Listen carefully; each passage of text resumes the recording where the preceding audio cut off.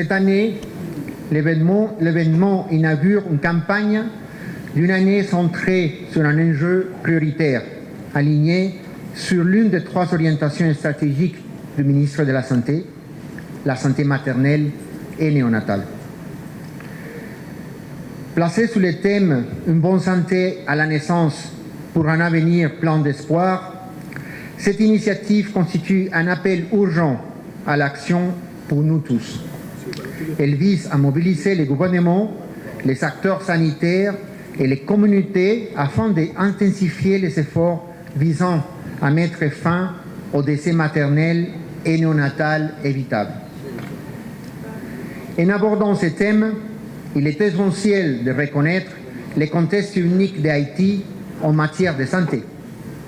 Ici, la mortalité maternelle reste à un niveau inacceptable. En effet, le ratio de mortalité maternelle en Haïti est le plus élevé de la région des Amériques, soulignant de manière frappante l'ampleur des défis auxquels le pays est confronté. Cela nous rappelle que nous avons encore beaucoup de travail à accomplir. Nous devons veiller à ce que chaque mère ait l'accès non seulement à des soins vitaux pendant la grossesse et durant l'accouchement, mais aussi à des services de santé complets tout au long de sa vie. Nous pouvons mettre fin aux décès maternels et néonatals évitables, mais cela nécessite un investissement non seulement dans les ressources humaines et dans l'infrastructure de santé, mais aussi dans l'autonomisation des femmes et des filles. L'accès à des services de santé sexuelle et reproductive ainsi qu'à des soins de qualité durant l'accouchement doit être une priorité pour nous tous les acteurs. À l'échelle mondiale, chaque dollar investi dans la santé maternelle et néonatale génère un retour estimé entre 9 et 20 dollars. Ce sont des investissements dans le capital humain qui ont des répercussions dans les communautés, favorisant la croissance et créant des familles résilientes. En Haïti, en investissant dans la santé maternelle et néonatale, nous investissons également dans notre avenir. Pour atteindre ces objectifs, nous devons nous concentrer sur des interventions qui ont un impact fort et qui peuvent changer leur cours de vie. La première que je peux mentionner, ce sont les soins de haute qualité pendant la grossesse. Environ 15% de toutes les femmes enceintes vont développer une complication potentiellement mortelle nécessitant des soins sûrs et de qualité. Garantir que chaque femme enceinte reçoive des soins prénataux complets et de haute qualité, des conditions régulières avec des prestataires de santé qualifiés est essentiel pour détecter les complications et réduire ces risques. En deuxième point, je vais mentionner les soins vitaux lors de l'accouchement. Environ 70% des décès maternels sont dus à des complications obstétricales.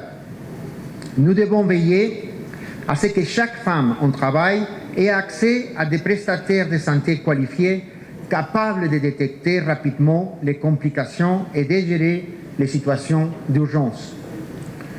L'accès universel à des prestataires de santé qualifiés et à des services obstétricaux urgents constitue un impératif absolu pour réduire la mortalité maternelle. Cette exigence inclut impérativement la disponibilité des professionnels formés à la prise en charge de complications telles que l'hémorragie, l'éclampsie et la sepsis, et un approvisionnement fiable des produits sanguins, élément critique puisque les hémorragies postpartum représentent un pourcentage significatif des décès maternels en Haïti. Dans ce sens, l'initiative du ministère de la Santé et de la Population de déployer les centres régionaux de transfusion sanguine marque une avancée systémique majeure et une initiative clé pour renforcer les soins obstétricaux d'urgence et sauver des vies. Le troisième point que je voulais vous mentionner, ce sont les soins immédiats aux nouveau-nés. Chaque nouveau-né mérite des soins essentiels à la naissance et dans les mois cruciaux qui suivent. En Haïti, les besoins d'investissement dans les unités de soins néonatales et les soutiens aux familles est urgent, en particulier pour les nourrissons vulnérables, nés prématurément ou à faible poids à la naissance. Le quatrième point se centre autour de l'accent sur les présences des sages-femmes. Nous devons promouvoir les modèles de soins par des sages-femmes qui soutiennent les femmes pendant la grossesse et pendant et après l'accouchement. Les sages-femmes bien formées peuvent améliorer les résultats pour les mères et les bébés, minimisant les interventions inutiles. Je voudrais aussi mentionner l'accès à la planification familiale. De nombreuses femmes en âge de procréer souffrent d'un besoin non satisfait de contraception moderne. Satisfaire ces besoins peut contribuer de manière significative à réduire le nombre de grossesses non désirées ainsi que les risques qui y vont associer. Finalement, je voudrais mentionner aussi les points importants d'améliorer la collecte et l'analyse des données. Pour mieux comprendre la situation de la mortalité maternelle et optimiser nos efforts, il est essentiel d'améliorer la collecte et l'analyse des données relatives au cas. J'ai saisi cette occasion, bien sûr, pour réitérer l'assistance technique de l'OPS-OMS dans ce domaine. Alors que nous lançons cette campagne aujourd'hui, l'OPS-OMS réaffirme son engagement à continuer à travailler avec le ministère de la Santé publique et de la population à protéger la santé de nos femmes et de nos nouveau-nés. L'amélioration de la santé maternelle et néonatale est une priorité majeure pour nous à l'OPS-OMS. Et nous nous efforçons de réduire la mortalité maternelle par une approche globale, en coordination et en collaboration avec des autres agences et partenaires. Cette approche inclut plusieurs volets, tels que le renforcement des capacités, en améliorant les compétences des professionnels de santé aux urgences et efficaces. L'OPS-OMS s'engage également, comme on l'a fait dans le passé, à continuer à fournir des médicaments, équipements et fournitures nécessaires pour continuer à assurer ou pour améliorer la qualité des soins. De plus, l'organisation ouvre à améliorer l'accès aux services de santé en déployant des cliniques mobiles, spécifiquement dans les zones mal desservies. Des campagnes de sensibilisation et des initiatives éducatives sont également menées pour informer les communautés sur l'importance de la santé maternelle et la nécessité de rechercher des soins.